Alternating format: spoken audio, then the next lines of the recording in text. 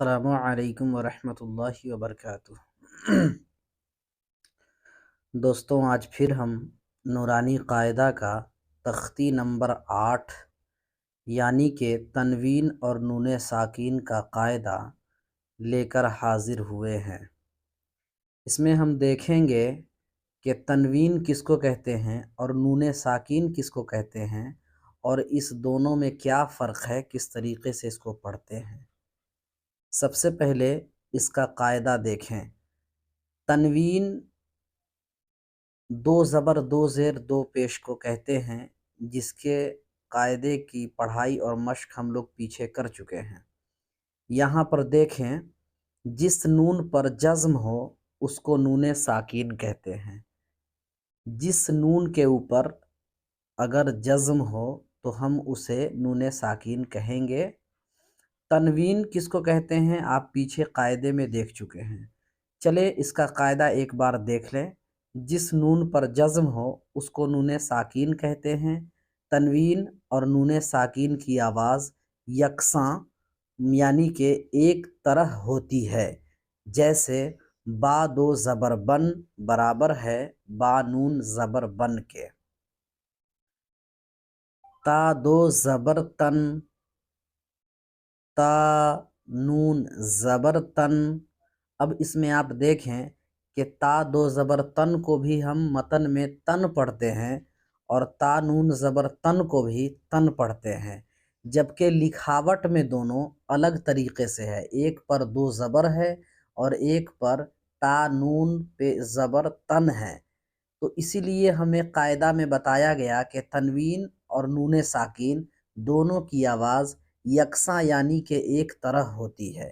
اس بات کا خیال رکھیں، اور اس کے قاعدے بہت سارے آئیں گے، تو آپ ذہن میں رکھیں تنوین اور نون ساکین کا قاعدہ، تاکہ آپ بالکل اچھی طریقہ سے سبق کو سمجھ پائیں گے۔ تا دو زیر تین،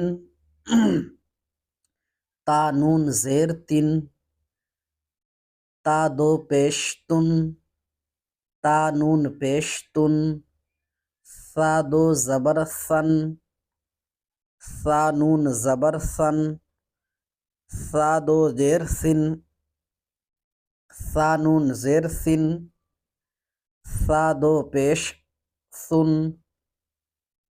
سا نون پیش سن، جیم دو زبر جن، جیم نون زبر جن، جیم دو زیر جن، جیم نون زیر جن، ہا دو پیش حن،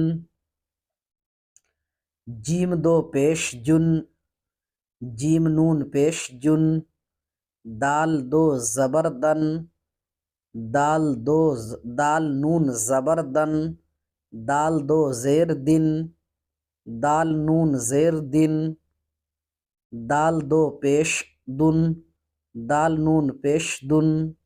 مشق۔ اب ہم یہاں پر دیکھیں گے کہ دو زبر کے ساتھ الف یا آتا ہے تو ہم اسے پڑھتے نہیں ہیں، لیکن لکھاوٹ میں وہ لکھا رہتا ہے، جیسے کہ ہم نے پچھلے سبق میں دیکھا تھا۔ چلیں اب مشق کو کریں۔ عین الف زبر آ، دال دو زبر دن، آدن۔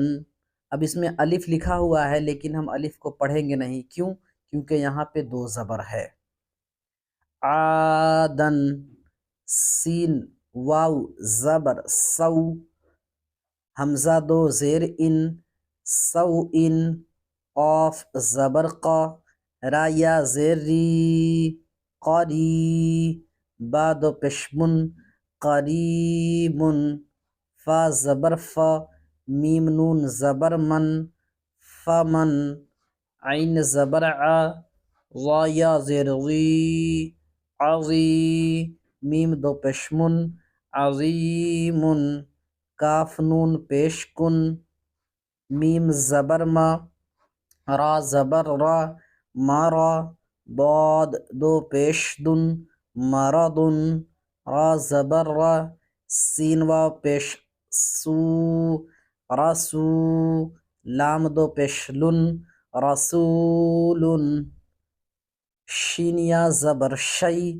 حمزہ دو زبر ان، شیئن، غین زیر غی، شین الف زبر شا، غشا، واو زبر و، واو زبر و، غشاوہ، تا دو پشتن، غشاوتن، غین الف زبر غا، سین زیر سی، غاسی، قاف دو زیر قن، غاسقن، ہا پیش ہو، دال دو زبر دن، ہودن۔